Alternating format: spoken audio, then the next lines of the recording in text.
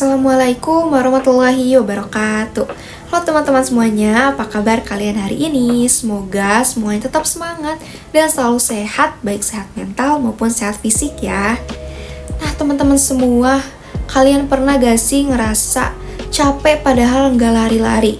Atau merasa sedih, overthinking, kehilangan semangat, dan pengennya tuh kayak menyendiri, pengennya tuh kayak nangis di kamar sendiri gitu. Nah, kalau pernah, kalian nggak sendiri ya teman-teman, karena di luar sana banyak remaja seusia kalian yang pasti merasakan hal tersebut.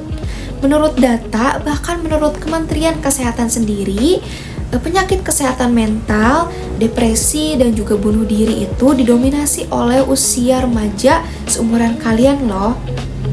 Oh iya, omong-omong, perkenalkan, aku Afifah Uning Tresna. Aku merupakan mahasiswa dari program studi D4 Promosi Kesehatan di Poltekkes Kemenkes Bandung. Hari ini aku mau menyampaikan sedikit mengenai kesehatan mental. Nah, materi yang akan aku sampaikan kali ini sudah aku pelajari ya di saat aku kuliah, dan juga aku udah mencari-cari di berbagai sumber terpercaya.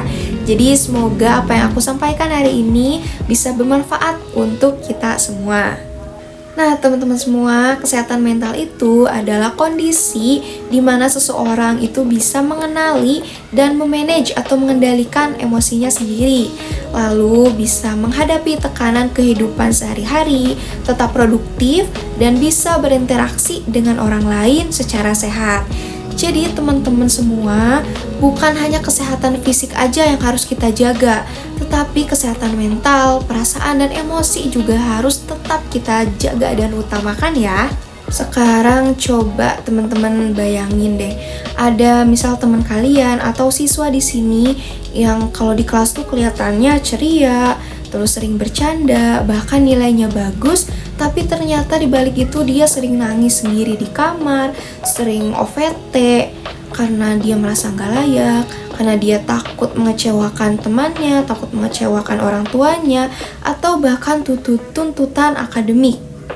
Atau jangan-jangan teman-teman di sini juga ada yang kayak gitu.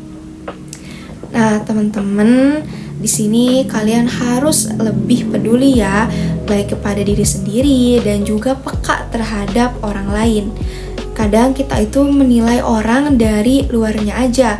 Kita nggak tahu apa yang sedang mereka alami, apa yang sedang mereka pikirkan, dan juga apa gitu konflik batin yang sedang mereka alami gitu di dalam dirinya. Karena ya teman-teman, masa remaja itu memang masa yang penuh perubahan, mulai dari perubahan fisik, perubahan lingkungan pertemanan, belum juga tuntutan akademik, dan juga media sosial yang saat ini bisa menjadi salah satu pemicu stres loh. Karena dengan media sosial itu kita akan lebih mudah membandingkan diri sendiri dengan orang lain. Jadi kalau misalnya media sosial tidak kita pilah, tidak kita pilih, dan juga tidak kita kelola dengan baik, itu akan menjadi salah satu faktor penyebab terjadinya depresi loh teman-teman. Terus apa sih teh yang bisa kita lakukan supaya bisa menjaga kesehatan mental? Nah, yang pertama adalah jangan memendam emosi sendirian. Kalau misalnya kalian capek, sedih, dan butuh cerita, kalian boleh banget cerita ke orang-orang yang kalian percaya, kayak circle kalian, bestie kalian, orang tua, guru, atau di sini juga ada kan bimbingan konseling atau BK. Nah, kalian boleh tuh untuk mengungkapkan perasaan kalian, menceritakan kesedihan kalian ke orang-orang tersebut. Atau mungkin mau cerita ke aku juga boleh banget. Kemudian yang kedua adalah kenali emosi dan perasaan yang sedang kita rasakan.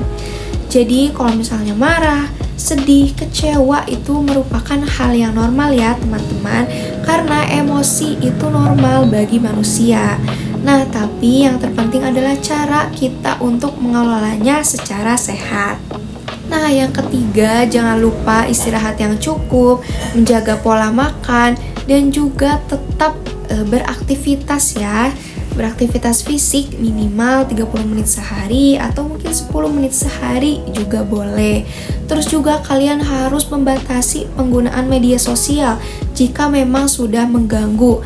Kayak kalian mulai membandingkan diri sendiri dengan orang lain, terus merasa insecure, misal melihat orang lain yang lebih ganteng, lebih cantik, terus kalian merasa kayak insecure, merasa tidak layak, atau mungkin melihat teman-teman kalian, melihat story IG, melihat story WA teman-teman kalian yang sering berjalan-jalan, sering mendapat pencapaian, terus kalian merasa minder atau mulai kayak kok aku nggak bisa kayak gitu atau lain sebagainya.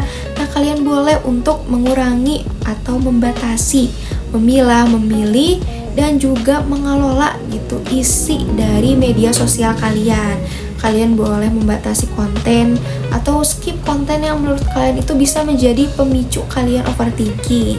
Nah, yang terakhir, jangan ragu, jangan takut untuk mencari bantuan profesional.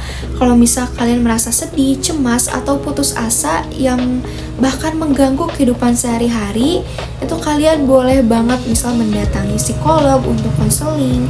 Karena kalian mendatangi psikolog atau konsultasi ke orang yang profesional itu bukan berarti kalian lemah atau bukan berarti kalian sakit mental atau sebagainya, tapi itu adalah cara kalian untuk menghargai diri sendiri dan juga untuk menjaga kesehatan mental kalian sendiri ya teman-teman. Jadi teman-teman, mari kita lebih peka, lebih perhatian ke diri sendiri, kepada orang lain, dan juga kepada lingkungan sekitar ya teman-teman. Ingat satu hal, kalau misalnya yang perlu kita jaga itu bukan cuma kesehatan fisik aja, tetapi kesehatan mental, emosi kita, perasaan kita juga harus tetap kita nomor satukan ya. Nah, mungkin sekian yang bisa saya sampaikan. Semoga apa yang saya sampaikan bisa bermanfaat bagi saya dan juga teman-teman semua. Mohon maaf jika ada kesalahan. Wassalamualaikum warahmatullahi wabarakatuh. Dadah semuanya.